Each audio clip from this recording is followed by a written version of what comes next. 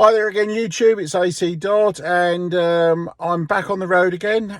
This time I haven't been home, so actually what I'm doing now is I'm on my way over to CG Remaps, straight from the MIDI Medics tuning weekend, and we're going to go and tune. I think we've got 3 cars on the dyno, one of which is a nice, powerful turbo car. So let's go and see if we can take some footage.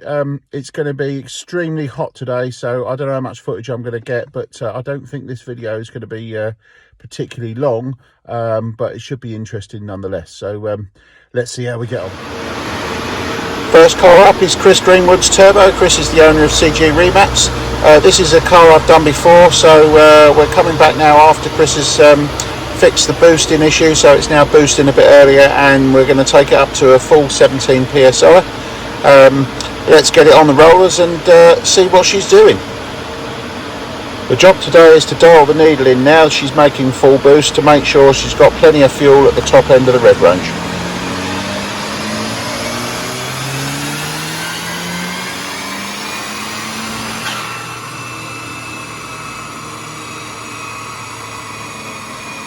So using a green dashboard spring and a BDR needle, some extensive modifications were needed during the transition to full boost to get enough fueling in. Anyway, the result produced a nice power curve. It's a little bit peaky for my style of driving, but in terms of keeping the torque out from the gearbox, this is a fantastic way forward. So in terms of figures, we managed to get 166 horsepower and 162 foot-pounds of torque. Now, considering the dyno room was 35 degrees Celsius, this engine ran very well and was actually remarkably stable considering how much heat was in the dyno room. So this is Rosie's car. Under the bonnet, it's just a relatively standard 998 A Plus engine. We've got a stage 1 kit. So we're just going to run this now, get a baseline and see what she's doing.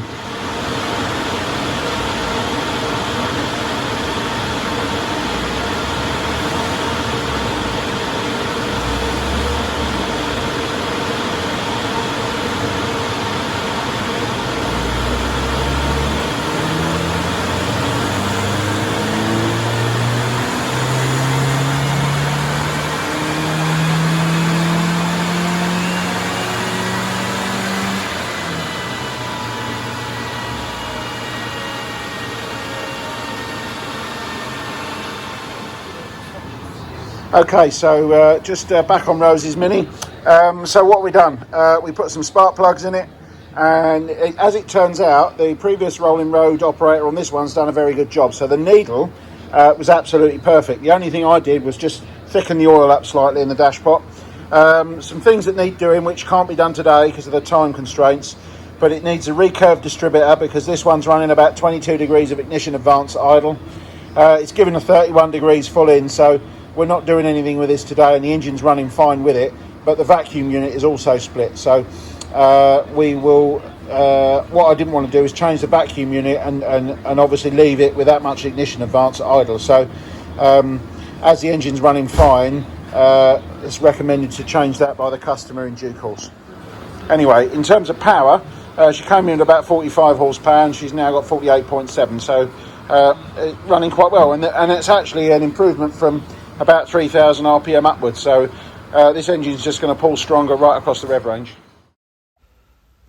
This is a good example of what you can expect from a stage 1 kitted A Plus 998 engine from the mid-80s in good condition. Anything up to about and around 48 horsepower is normally what you find. We have to remember that these gains came from changing the spark plugs and thickening the oil in the dashpot. Okay, Rose, so you've now been out for a test drive after you've had the car on the dyno, and what do you think? She's more gorgeous there, like you said. Yeah, she's really tight, neat, and you feel like she could pull my trailer fully loaded. Yeah. Okay, excellent. Your car was unusual in as much it was very well tuned. So what was the name of the guy that normally does that for you? Dave Griffiths. Dave Griffiths. In Bristol. Dave Griffiths in Bristol. Okay, so certainly from what I'm seeing, this car was set up perfectly by him. So all we did today was to change the spark plugs, and I just thickened the oil up slightly in the carburettor. And we picked up a total of an extra 3 horsepower. So, and it was across the rev range, so Rose could feel it, which was good. So, and we drove up Rose Hill to test it out. Excellent. All right. Anyway, thank you very much, Rose, and I appreciate you. Darling. That's all right, no problem. I know she's good. All right, thank you. Okay, thank you. All right, this car belongs to Robert, so it's a nice little fast road Mini. And we've got an unknown 1275 under the bonnet, so first things first is to get it strapped down and then do a run and see what she's doing. Okay, so this one, unfortunately, we've had a failure of the fuel pump, so the engine itself, we can't finish the dyno session, but I've pretty much got the needle somewhere near right, so we only had about 40 horsepower on its initial run, and we're just a snatch under 50. It's about 49.7. So we've added virtually 25% to the output. This is a Sprite engine, so these only had 52 horsepower to start with the HIF 38 carb, which is still fitted. So I'm unfortunately I need to leave it here because we don't have a spare pump, and Chris We'll fit that at some point and then make sure the car's ready for the customer. But in terms of where we are, what we did is we added 6 degrees of advance to the ignition timing, and we took out the needle that was in there, which is a treble A, which was giving us a 10.5 to 1 AFR, which was way too rich.